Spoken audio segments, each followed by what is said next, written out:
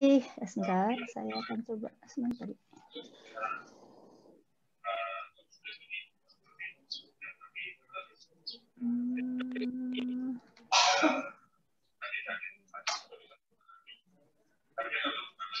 Oke, baik. Jadi ini topik kita yang pertama yang akan kita bahas, yaitu Introduction to Affect and Cognition. Ya.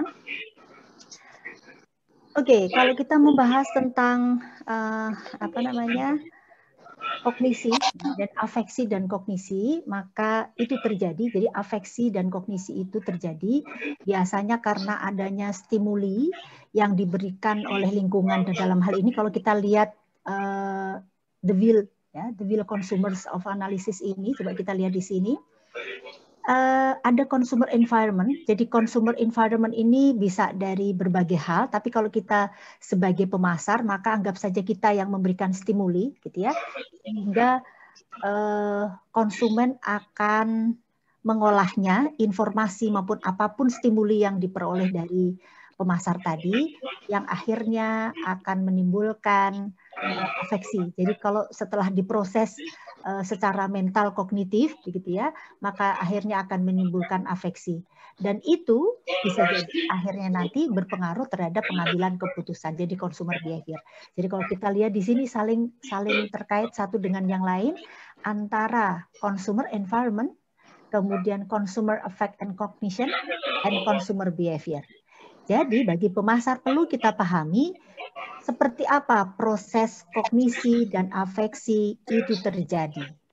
Ya.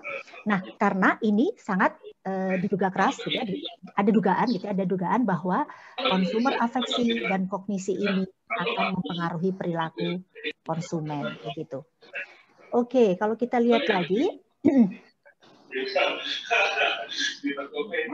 Baik, jadi afeksi dan kognisi ini adalah berbagai jenis respon psikologis yang dapat dimiliki konsumen di lingkungan konsumen. Jadi kalau afeksi ini feeling, ya, sedangkan kognisi ini adalah respon mental.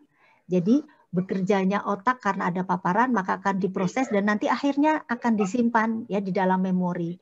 Sedangkan afeksi ini lebih bersifat respon mood, kesukaan gitu. Jadi respon feeling begitu. Nah, bila kita lihat ini, maka konsumen dapat memilih respon afeksi dan kognisi ini terhadap apapun yang ada di dalam tadi karena mendapatkan paparan gitu ya dari stimuli yang ada di luar. Jadi sebetulnya stimuli ini banyak. Ya, contohnya ini. Ada dua suara, ini salah satu ya. Ada suara-suara saya dan suara yang agak sayup-sayup terdengar. Nah, bagaimana caranya? Ini kalau kita analog ya dengan kegiatan ini yang ada di kenyataan kita yang ada kaitannya dengan konsumen menangkap berbagai stimuli dari pemasar begitu ya. Maka ada orang yang memproses hanya yang ini saja dibandingkan yang lainnya. Karena sebetulnya ada kapasitas dalam kognisi yang terbatas. Artinya tidak semua stimuli itu langsung diproses. Tapi yang diproses adalah yang diperhatikan begitu. Oleh sebab itu, nanti kita akan bahas lebih lanjut, kira-kira yang seperti apa yang menarik agar supaya stimuli yang bisa diberikan oleh pemasar tadi, itu yang diproses secara kognitif, begitu. Ya, jadi sebetulnya ada banyak ini stimuli yang kita terima, tapi hanya stimuli-stimuli tertentu yang akhirnya diproses, dan kemudian itu bisa membangkitkan afeksi tadi, kesukaan kita terhadap apa yang dipaparkan oleh produsen. Nah ini ya yang perlu kita pahami. Baik, kita akan lanjutkan.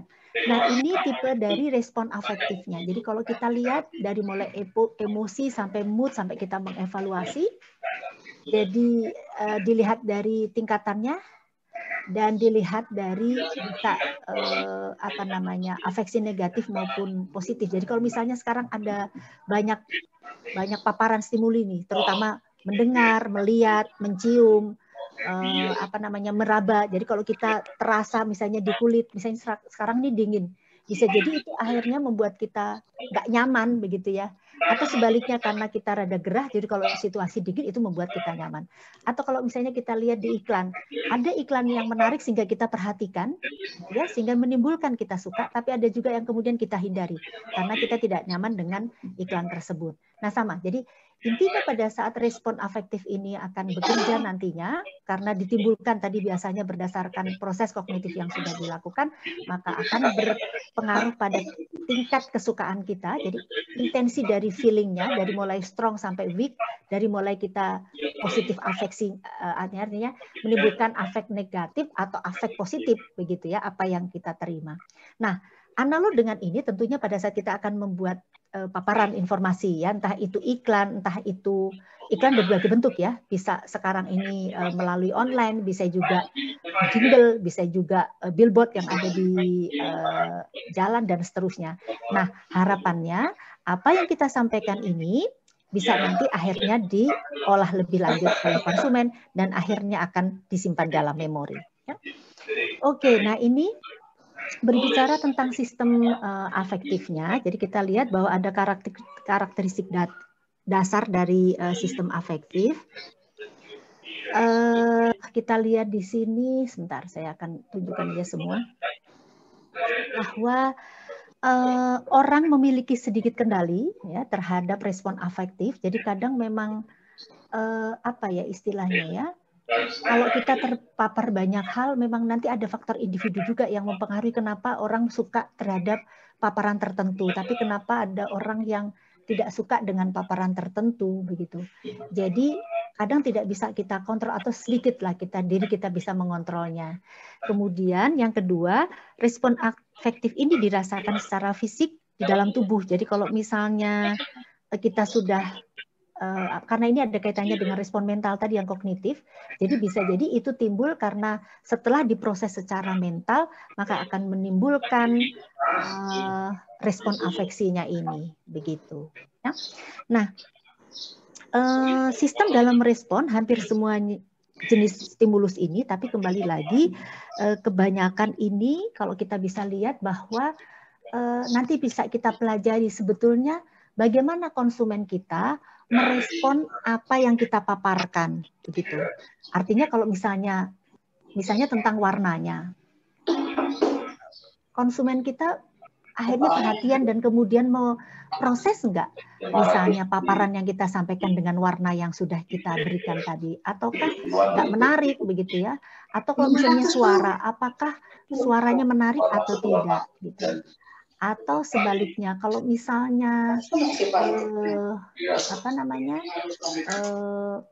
tulisannya, jadi saya tulisannya membuat orang ingin tahu lebih jauh tidak tentang apa yang kita paparkan, begitu. Nah, gitu ya. Jadi ini kaitannya dengan sistem yang ada di dalam diri manusia, begitu ya, dan terkait satu dengan yang lain, terutama nanti terkait dengan kognisi. Kita akan bahas berikut. Ya.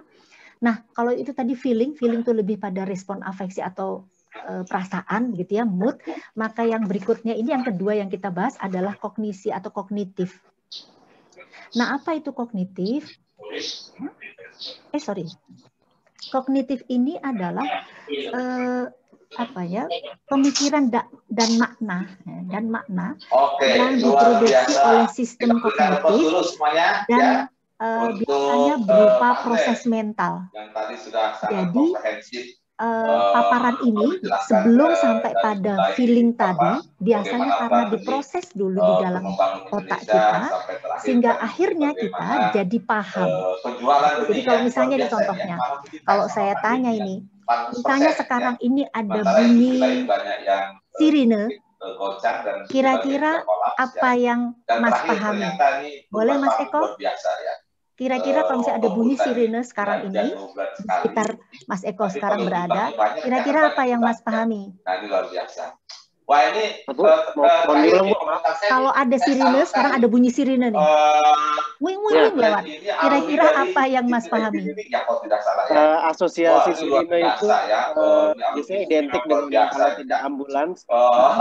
Sekarang jadi pemadam kebakaran. Oke.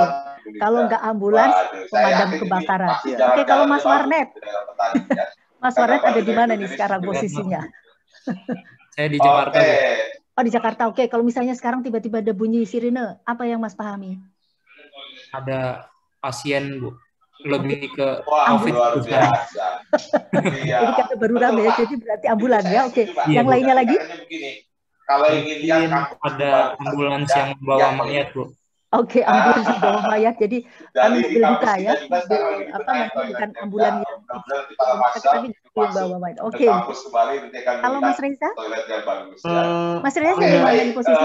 Para mahasiswa sekalian sudah mengingatkan ya bagaimana Oh, di Bogor. Oke. Alhamdulillah terang Bogor ya. Kalau kemarin hujan sehari. Oke. Apa Mas? Yang Mas tahu sekarang ada sirine. Oke, untuk tidak berpanjang lebar. Kondisi mendesak. Terima kasih di sini juga sudah ada kondisi mendesak. Oke, kondisi mendesak. Oke, baik.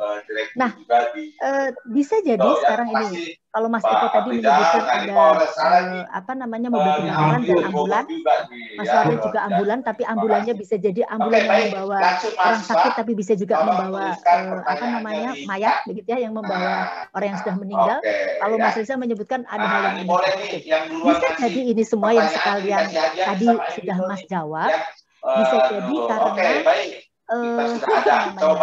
ada proses kognitif yang sudah terjadi, yang sudah ada nyatanya bahwa memang kalau kita bunyi sirine itu pas melihat, oh iya benar ada ambulan, atau pas dilihat, oh benar ternyata bunyi sirine tadi adalah polisi begitu. Tapi misalnya kalau kita punya pengalaman nih, misalnya ini yang pertama dulu nih, bunyi sirine itu adalah dari HP, ada bisa nggak? Mohon diulangi Bu, kurang kedengaran. Nggak terdengar ya. Kalau seandainya kita mendengar, ya. Kan Ibu jadi host di ini Bu, di Zoom-nya. Ya. Mungkin oh ya bisa saya tutup ya, sebentar. Iya Bu, maaf ya Bu. Benar. Ya enggak apa-apa, sebentar bisa dari saya tutup aja. Izin bertanya. Saya tutup dulu. Terkait slide di awal tadi, yang Bapak katakan ada 3 pilar dalam perusahaan urban farming yang Bapak tekuni. Sudah bisa? Oke, udah ya? Sudah Bu. Sudah Bu. Oke, baik. Oh, saya nggak perhatian tadi ternyata ya, saya ngomong aja sendiri. Oke, baik. Saya lanjutkan.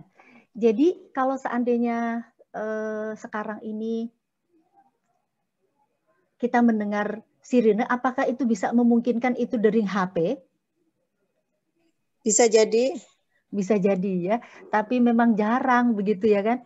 Maksudnya kita memang belum punya pengalaman tentang itu, sehingga tadi jawabannya yang disampaikan oleh Mas Eko, Mas Warnet, Mas Reza, ini ada Mbak Yuni, Mbak Yuni baru benar ya Mbak Yuni ya? Sudah gabung dari tadi Bu, tapi mohon izin ini sinyalnya sedang tidak bagus karena di Bekasi banjir gitu Bu. Oh iya benar ya, kalau hujan Bogor langsung. Aduh jangan sampai lah kebanjiran ya, nanti repot. Iya ini kebanjiran Bu, memang Bu. Oh gitu ya Allah. Ya sudah nggak apa-apa. Yang penting bisa mendengarkan. Semoga saja masih bisa mengikuti kuliah dengan baik ya. Oke, kembali lagi. Jadi mohon maaf tadi saya tidak menyadari kalau Mbak Yunita juga sudah bergabung ya. Baik. Jadi sebetulnya apa yang disebut kognisi ini kan proses mental ya. Proses mental karena kita mengolah informasi begitu. Jadi informasi yang memapar kita. Jadi ada berbagai stimulus yang memapar kita, baik dari mata, dari telinga, dari hidung, dari mulut, dari segala macam yang kita rasakan. Kemudian itu diproses. Kalau benar-benar kita baik memprosesnya, maka itu akan tersimpan di dalam memori. Nah, sewaktu-waktu itu bisa kita panggil kembali. Nah, kalau kita lihat di sini di dalam definisi yang disampaikan oleh Peter N. Olson ini bahwa sebetulnya kalau di sini disebutkan bahwa di dalam proses mental ini ya akhirnya bisa kita memahami, kita bisa mengevaluasi, kita bisa merencanakan, kita bisa memutuskan, dan kita akan bisa memikirkannya gitu. Artinya apa yang ada yang sudah kita proses tadi akhirnya akan berlanjut, dan kalau kita mencerna dengan baik, proses mental itu terjadi dengan baik, maka akhirnya itu akan disimpan. Ya, sehingga pada saat kita butuhkan, kita bisa memanggilnya kembali. Jadi kita ingat begitu ya. Contohnya ini tadi, kalau dengar sirine, udah langsung tuh tanpa kita sadari, makanya tadi disebut kita tidak bisa mengontrol atau sedikit mengontrol, karena bisa jadi kemudian kita akan merespon bahwa itu adalah itu adalah bunyi. Misalnya entah itu ambulan dan seterusnya ya. Bah, kok ini nggak bisa saya lanjutkan ini.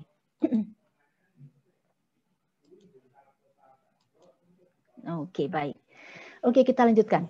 Dan ini adalah apa namanya jenis makna yang dibuat oleh sistem kognitif.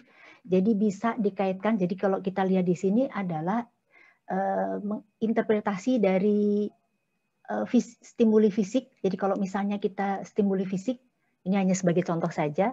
Jadi bahwa kita merasa bahwa ada karena ini berdasarkan pengetahuan ya. Jadi kalau kita mesti terpapar informasi, kita tahu bahwa ini terbuat dari bulu domba begitu. Oh ini kira-kira dalam mobil ini terdiri dari sekian galon. Ini karena fisik ya. Kalau terkait dengan sosial, orang ini membantu gitu karena kita sudah punya pengalaman begitu ya. Kemudian berkaitan dengan interpretasi kognitif lagi terkait dengan respon afektif, misalnya saya suka terhadap barang ini.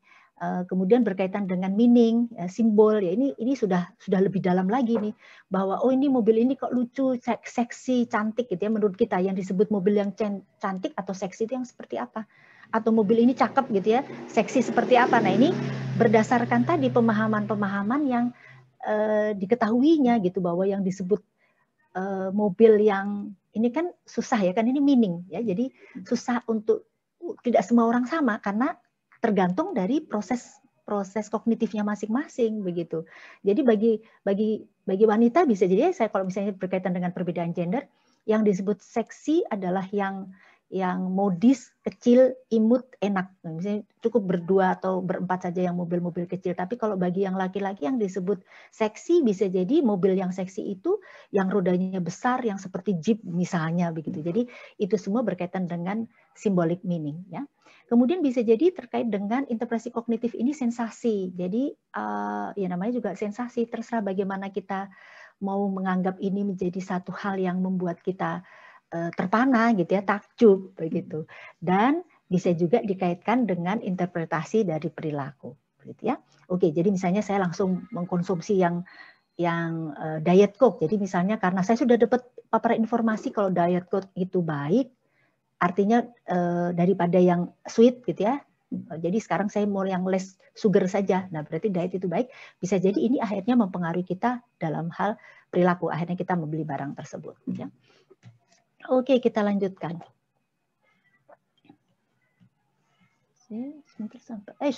Sampai afektif.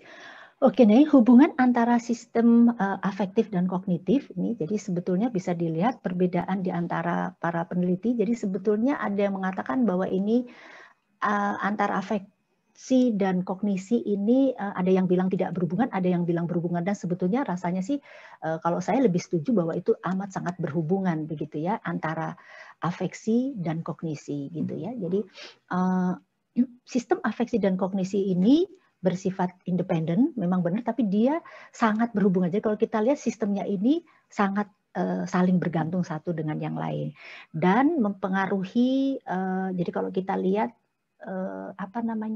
afeksi mempengaruhi sistem dominan secara dominan dan boleh dikatakan sebagian besar dipengaruhi oleh kognisi. Jadi memang sangat saling berhubungan gitu. Jadi kalau misalnya gini, pada umumnya, jadi secara hierarki sebetulnya orang paham dulu, tahu dulu, mengerti dulu, baru dia suka. Tapi ada juga kejadian yang membuat dia suka dulu, baru kemudian dia paham.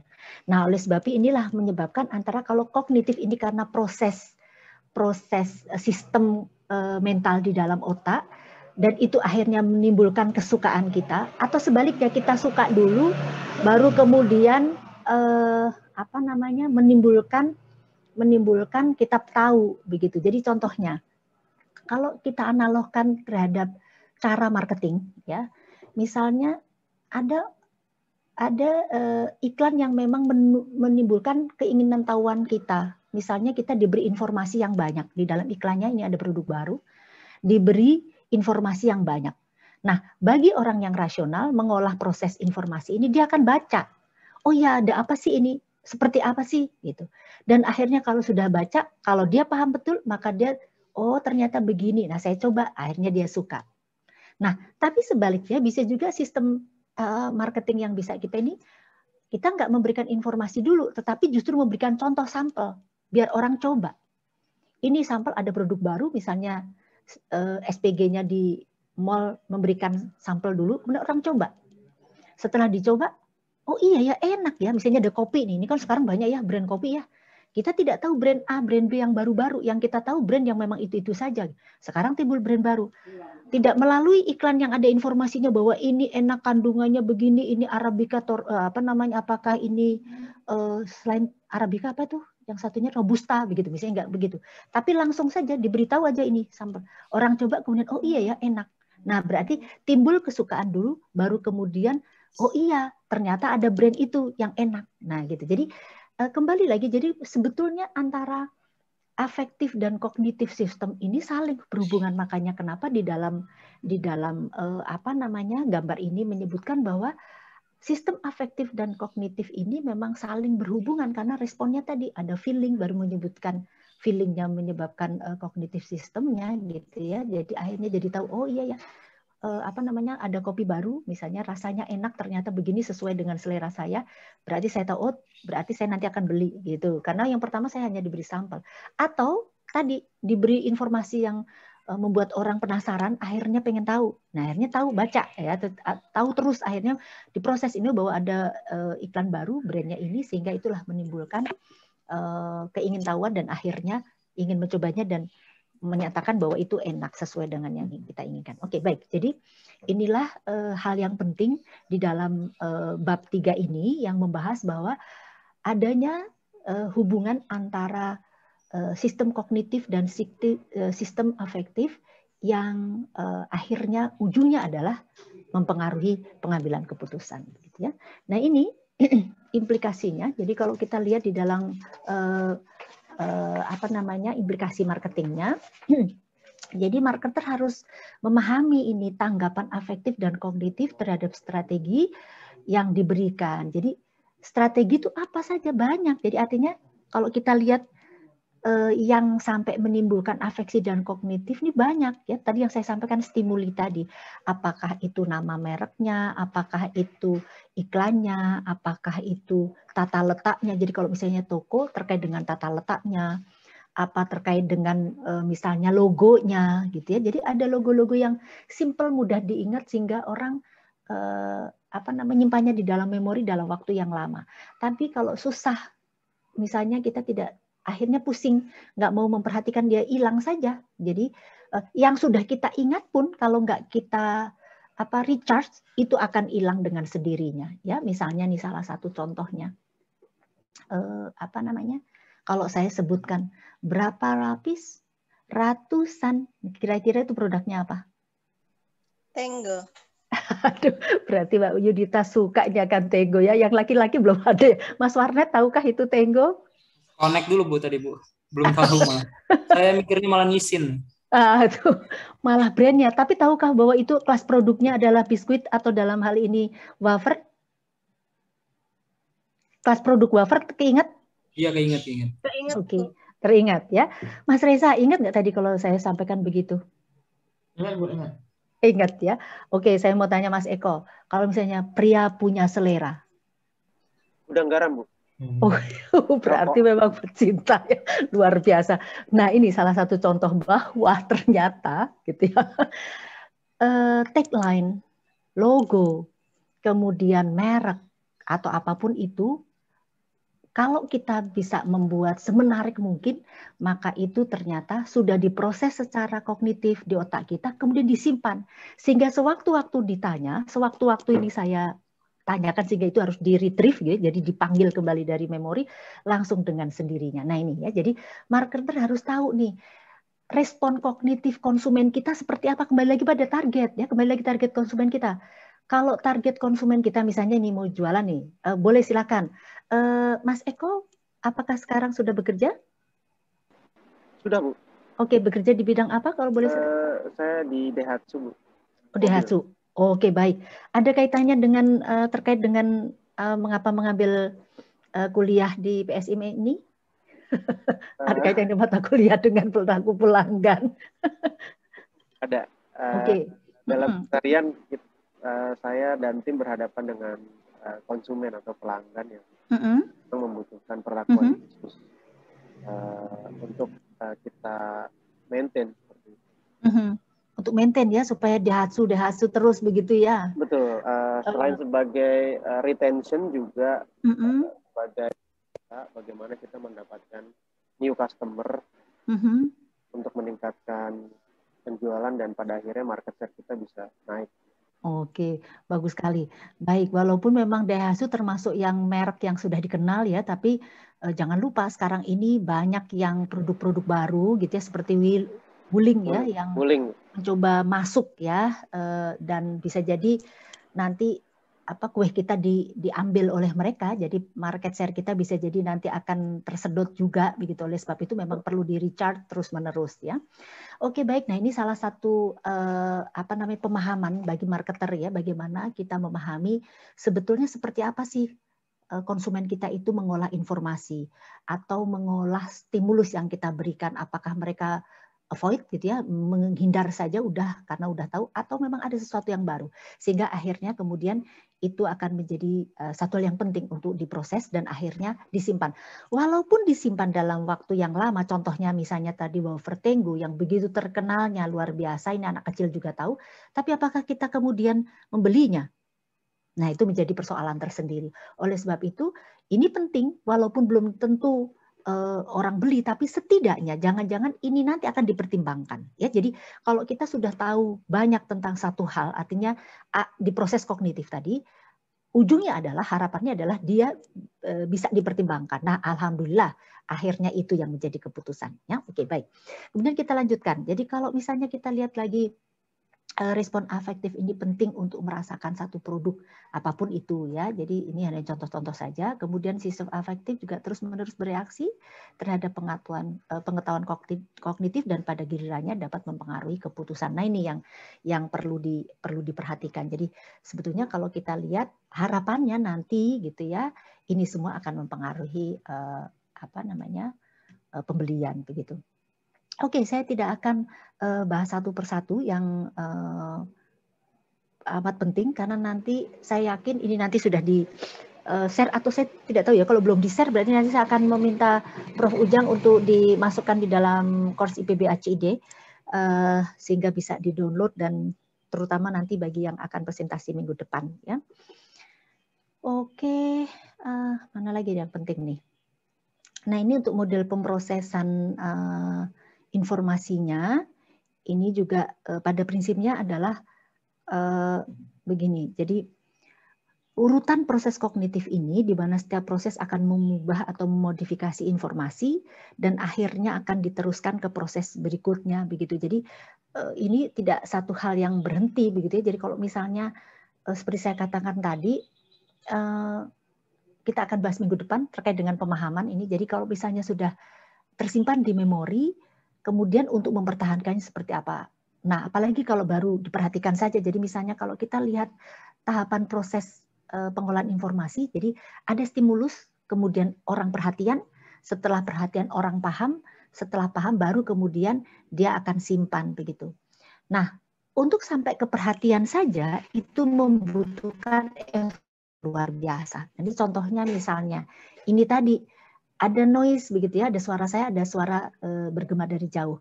Nah, tentunya kita tidak bisa fokus begitu. Nah, akhirnya kalau kita melihat analog dengan iklan yang ada, ini banyak sekali iklan yang ada sehingga mana yang harus diperhatikan dan kemudian yang diperhatikan itu berarti memang perlu usaha yang luar biasa karena banyak pilihan gitu ya. Konsumen ini banyak pilihan sehingga kalau sampai memilih sesuatu dan itu akan diproses lebih lanjut, tentunya dia akan dibandingkan yang lain mungkin lebih menarik begitu ya, jadi menarik perhatian. Biasanya untuk menarik perhatian tentunya bisa dibangkitkan ya, entah itu kalau kita mendengarkan iklan di TV itu karena diulang 3 kali itu salah satu cara ya untuk agar orang perhatian.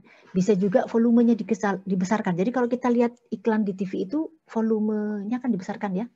Jadi misalnya kita nonton sinetron, tiba-tiba ada iklannya, pasti iklannya suaranya lebih keras sedikit dibandingkan yang tadi sinetronnya, disengaja. Jadi itu ditinggikan sedikit. Nah, oleh sebab itu juga akan menarik perhatian. Dan masih banyak lagi. Jadi ada banyak cara yang bisa dilakukan oleh perusahaan untuk meningkatkan perhatian. Nah, setelah diperhatikan untuk sampai paham, nah ini banyak sekali prosesnya untuk sampai paham. Bisa jadi tadi ada sirine lewat, yang kita pahami, Mas Werner pahami itu adalah ambulan yang membawa mayat misalnya ya, karena memang itu pengalaman yang kita lihat begitu. Jadi sama pada saat kita terpapar oleh iklan, kita juga jadi paham, oh iya ternyata tadi ada wafer, tapi yang dibayangkan ternyata malah nisin, bukan wafer tego begitu. Nah ini salah satu bukti bahwa ada banyak paparan mungkin yang relatif sama, yang akhirnya kita memprosesnya tidak semua disimpan di dalam memori.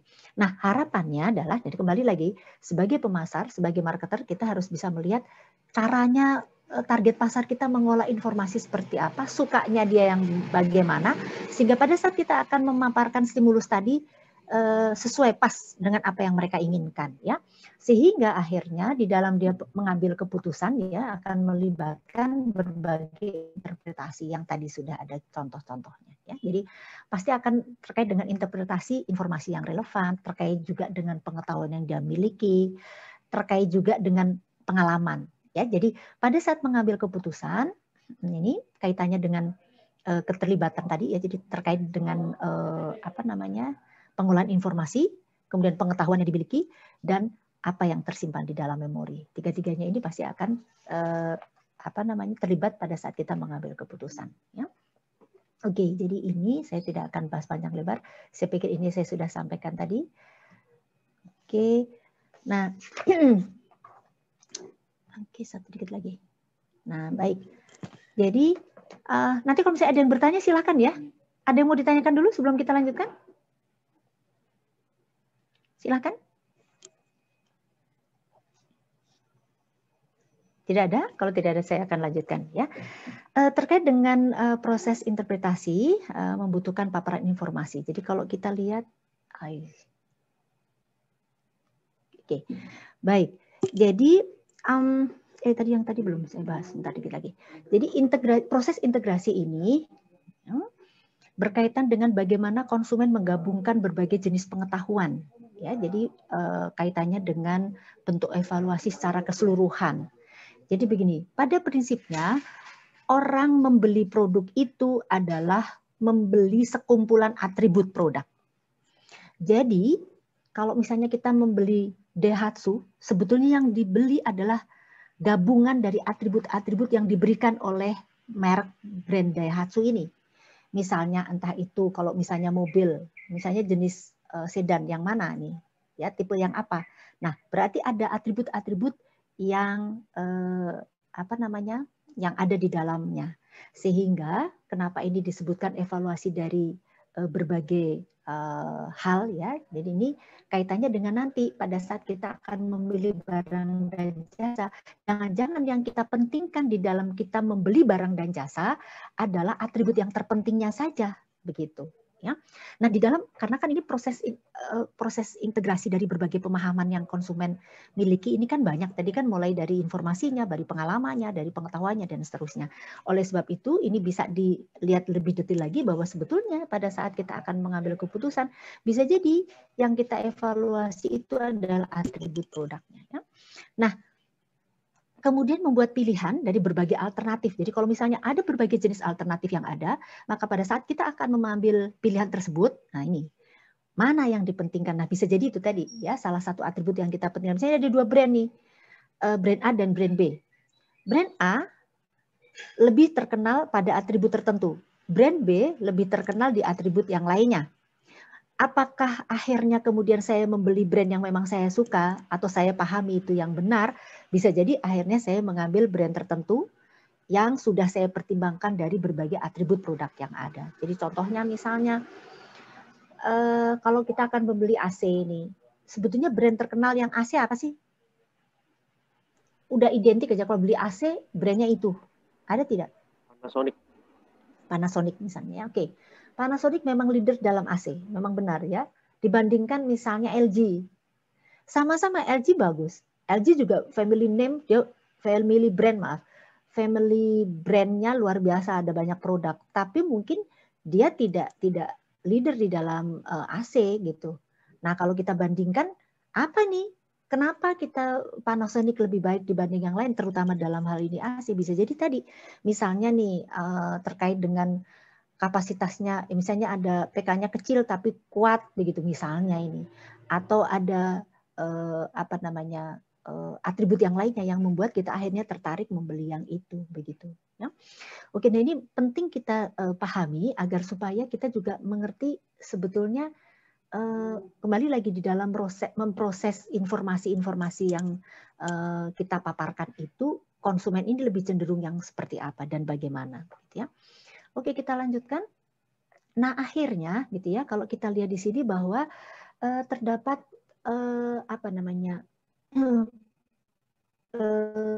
hubungan antara pengetahuan dengan keterlibatan produk yang berkaitan dengan pengetahuan, makna dan keyakinan, begitu ya. Jadi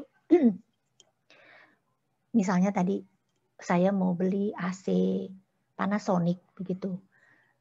Ini karena apa? Kenapa saya memilih Panasonic menjadi salah satu pilihan? Ada alternatif, anggap saja 2 ya, dan LG yang juga cukup bagus gitu, harganya juga bersaing begitu. Nah, bisa jadi kembali lagi ini karena ini ada kaitannya dengan proses kognitif dalam pengambilan keputusan konsumen. Pengetahuan kita, jadi berbagai, tadi ada pengetahuan, ada meaning, kemudian ada yakin. Jadi kalau misalnya kita sudah, biasanya kalau kita sudah percaya, ya, ujungnya adalah kita yakin. Jadi kalau misalnya kita tahu, misalnya contohnya kita dapat paparan informasi, kemudian kita proses, kita pahami, kemudian kita tahu, lama-kelamaan kita suka, bisa jadi kita akhirnya percaya. Misalnya contohnya, kenapa kita yakin bahwa Panasonic itu terbaik di bidang AC? Nah, mungkin karena kita sudah dapat informasinya. Oh iya, bahwa produk ini baik karena dia begini. Gitu. Yang disimpan di dalam memori kita sehingga pada saat saya tanya langsung tadi Mas Warid bilang atau Mas Eko tadi bilang itu Panasonic begitu, ya. Nah, jadi ada antara pengetahuan dan keterlibatan. Nah, kembali lagi sekarang ke keterlibatan produk. Apa itu keterlibatan produk? Keterlibatan produk ini adalah apa namanya? Pada umumnya kita mencoba untuk mengetahui lebih jauh tentang produk tersebut, gitu ya. Dalam hal ini kaitannya dengan kita mencari informasi. Jadi kalau misalnya kita punya pengetahuan masih dirasa belum yakin untuk memutuskan beli, maka kita akan lebih ingin tahu lebih banyak. Kejadiannya bisa detik ya, tidak sampai kita cari informasi jauh, tapi bisa juga kita sampai yang disebut keterlibatan produk ini bisa sampai jauh. Artinya begini, pada saat kita mau beli, misalnya tadi ya, kalau barang yang berharga, contohnya AC, mungkin kita nimbang-nimbang dari sebelum berangkat. Oh iya ya, kita mau beli brand apa, kita mau bandingkan brand-brand apa saja. Kita sudah cari di HP informasi bahwa brand ini kata orang, testimoni orang seperti apa. Berarti agak lama. Tapi kalau misalnya barangnya yang tidak berharga, jadi kita hanya mengingat saja, saya mau beli yang mana ya, gitu. Jadi yang disebut keterlibatan produk itu bisa juga dari yang waktunya singkat sampai yang waktunya panjang. Nah, relevansi, jadi kalau ini kita lihat adalah relevansi pribadi suatu produk dalam kehidupan konsumen gitu ya. Jadi pada saat kita akan mencoba mengetahui lebih lanjut lagi, maka kita akhirnya terlibat dalam produk tersebut begitu ya. Nah, ini memang ada kaitannya dengan pengetahuan. Kalau kita rasa pengetahuan kita cukup sih, gampang saja kita memutuskan, tidak perlu sampai terlibat lagi gitu. Tapi kalau barangnya barang yang berharga, barangnya ada barang yang mempunyai atau mengandung apa istilahnya, mengandung risiko keuangan, mengandung risiko kesehatan, biasanya keterlibatan produk kita. Jadi kita melakukan keterlibatan produk ini pasti akan lebih tinggi dibandingkan produk-produk yang tidak berdampak ke risiko keuangan maupun risiko kesehatan. Contohnya kalau kita mau beli permen, nggak usah mikir kali ya kita ya, mereknya apa saja juga nggak apa-apa. Misalnya kita pengen chewing, rasanya mulut saya asam, udah mungkin permen bisa jadi. Tapi kalau misalnya kita orang yang sakit diabetes, mikir kalau kita mau beli permen, ini gulanya gula apa kan gitu. Ya, jadi kembali lagi tentunya keterlibatan produk ini tergantung per masing-masing orang juga bisa. Karena tadi dikaitkan dengan pengetahuan kita, dikaitkan juga pengalaman kita, dikaitkan dengan sebetulnya kita ingin melihat produk ini seperti apa. Ya. Oke, nah ini kalau kita sebagai pemasar, nah ini perlu ini memahami apa namanya, melihat kembali karakteristik tambahan ya dari sistem kognitif yang ada. Tapi rasanya sih ini harus kita lihat lagi konsumennya itu seperti apa begitu ya.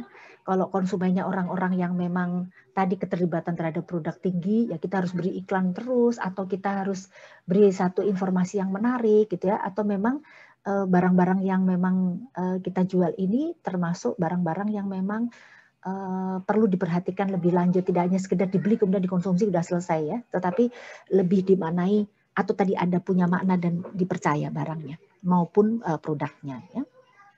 Oke, saya akan lanjutkan lagi. Rasa saja edisi tidak terlalu penting. Oke, baik. Jadi kembali lagi, karena ini proses kognitif tadi ya, bagaimana konsumen memproses berbagai informasi secara kognitif, kemudian menjadi dasar dalam pengambilan keputusan, begitu ya. Perlu memperhatikan di sini bahwa secara proses pada saat proses kognitif ini terjadi bisa jadi itu tanpa disadari, begitu ya. Kemudian, nah balik lagi ya yang tadi ya. Jadi ini sedikit kontrol, kemudian mempunyai sebetulnya otak kita ini mempunyai kapasitas gitu. Jadi kembali lagi kalau kita banyak terpapar informasi pasti akan dipilih mana yang akan dipilih lebih lanjut dan mana yang tidak perlu diperhatikan gitu. Artinya kita tuh satu detik yang sama bisa jadi terpapar oleh berbagai atau jutaan gitu mungkin ya, jutaan atau puluhan gitu ya, kalau nggak jutaan, berbagai stimuli sehingga memang yang paling menarik saja yang paling diperhatikan begitu ya. Oke, baik nih apa namanya? Oke, jadi ini ya untuk marketing ini. Jadi pahami bagaimana konsumen menafsirkan strategi pemasarannya. Kemudian proses integrasi ini satu hal yang kritis gitu ya, sehingga memang harus dipahami agar supaya nanti kita tahu persis bagaimana konsumen kita itu berperilaku begitu, dan aktivasi pengetahuan produk ini memiliki banyak implikasi terhadap pemasaran yang memang tergantung kita memang mau mengutamakan yang mana gitu tadi ya, apakah memang orang berpikir dulu baru suka atau suka dulu baru percaya begitu dan seterusnya. Jadi ini memang penting terkait dengan kelas produk tertentu ya. Oke, kemudian yang ini perhatikan terhadap berbagai perbedaan konsumen karena bisa jadi konsumen itu merespon stimulus itu dengan cara yang berbeda ya. Contohnya begini, kalau target pasar kita adalah orang-orang segala lapisan, dari mulai pendidikan rendah sampai pendidikan tinggi, orang yang berpendapatan rendah sampai berpendapatan tinggi, maka di dalam mereka merespon apa yang kita sampaikan mungkin akan berbeda-beda ya. Kalau orang berpendidikan tinggi mungkin diberi informasi yang zat gizi yang tertentu, misalnya contohnya nih, saya sering kali melihat paparan iklan di televisi misalnya menuliskan beberapa jenis zat gizi yang mungkin susah untuk diingat, susah untuk dipahami begitu. Bagi orang yang berpendidikan tinggi mungkin langsung dicari di internet apa sih itu. Tapi bagi orang yang berpendidikan rendah, dia hanya percaya saja, udah mungkin itu baik. Misalnya contohnya susu mengandung, nggak lagi sekarang kalsium gitu. Kalau dulu kan informasi itu mengandung kalsium, sekarang tidak. Ada turunan asam amino yang sampai disampaikan ke masyarakat secara umum. Belum tentu itu direspon dengan baik oleh target pasar kita. Nah, oleh sebab itu kita harus memahami betul siapa pasar potensial kita, bagaimana karakter mereka, sehingga pada saat kita menyampaikan stimulus ini, tentunya harapannya adalah direspon, begitu ya. Oke, kemudian ini di tipe, saya pikir saya tadi sudah saya sampaikan sedikit tentang tipe bagaimana menyimpan. Nah ini ada kaitannya nanti kalau misalnya tipe pengetahuan. Jadi kalau misalnya nanti sudah tersimpan di dalam memori begitu ya. Nah nanti jika nanti dipanggil lagi gitu ya, tentunya harapannya mereka akan gampang gitu ya untuk kemudian diingat dan dimaknai dengan hal yang sama. Nah oleh sebab itu nanti kita akan bahas sebetulnya mana sih yang paling melekat gitu, apakah kata-kata, apakah warna, apakah nyanyian gitu, karena yang melekat dalam brand ini tentunya diharapkan melekat kuat sehingga nanti sewaktu-waktu dibutuhkan akan muncul kembali. Nah, kalau hanya kata-kata biasanya orang susah ya untuk mengingatnya dalam waktu lama. Tetapi kalau misalnya diasosiasikan misalnya dengan lagu, diasosiasikan dengan warna tertentu, kejadian tertentu, biasanya itu akan melekat lebih lama begitu. Oke, dan ini struktur pengetahuannya. Ya, jadi boleh dikatakan ini tadi ya, sistem kognitif ini asosiasi network, ini asosiasi jaringan yang mengatur dan menghubungkan banyak jenis pengetahuan secara bersama. Karena ini Tuhan itu menciptakan manusia begitu sempurna, begitu ya. Jadi kadang pengetahuan terkait dengan salah satunya adalah pengetahuan kita terkait dengan brand, terkait dengan stimulus. Bisa jadi tanpa disadari si sistem yang ada di dalam otak itu sudah mengaitkan ya antar satu dengan yang lainnya sehingga pengetahuan itu menjadi utuh begitu. Bagian struktur itu diaktifkan dan akhirnya akan menjadi satu pengetahuan yang utuh begitu ya. Baik, dan ini masih ada skema ya, sebagian besar pengetahuan umum secara episodik maupun sematik, bisa juga dalam bentuk naskah ya, dan ini semua dikaitkan dengan meaning. Jadi kalau misalnya nih contohnya entah itu warna, entah itu kata-kata, nah ini kepandaian pemasar di dalam menyampaikan stimulus dan akhirnya harapannya stimulus ini akan mudah dipahami begitu ya. Dan pada umumnya secara teori bahwa memang lambang begitu ya, secara teori ini lambang begitu akan lebih mudah dipahami daripada kata-kata yang panjang.